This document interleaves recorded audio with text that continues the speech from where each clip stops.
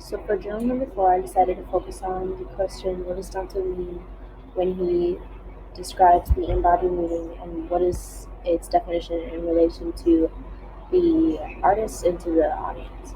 So from my understanding, he describes how every single piece of art has visible and invisible differences or properties. And it's the invisible differences that is really key to understanding what makes something art because it is related to its meaning.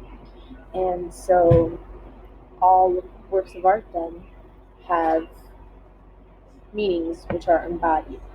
And so how this relates to the artist is the artist sets out to create a certain work of art with his or her own intention.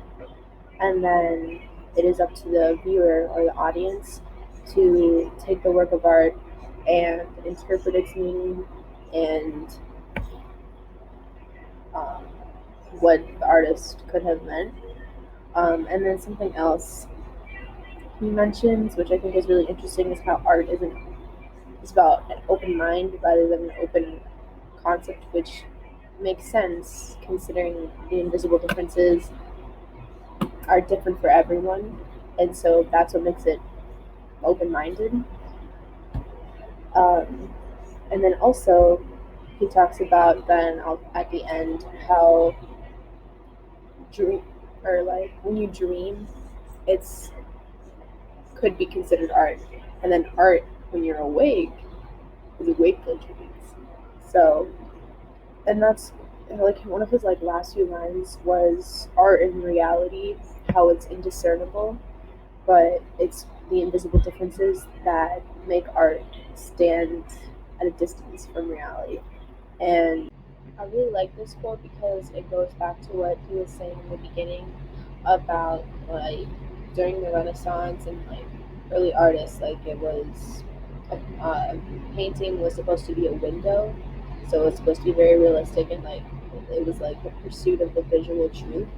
And so I think when it says that art and reality is indiscernible because and they put it the invisible differences that make them different. I think that really shows that art doesn't have to just be visual truth, like a reality for someone who makes art, like as a cubist, is totally different for the reality of someone who makes art as like an expressionist.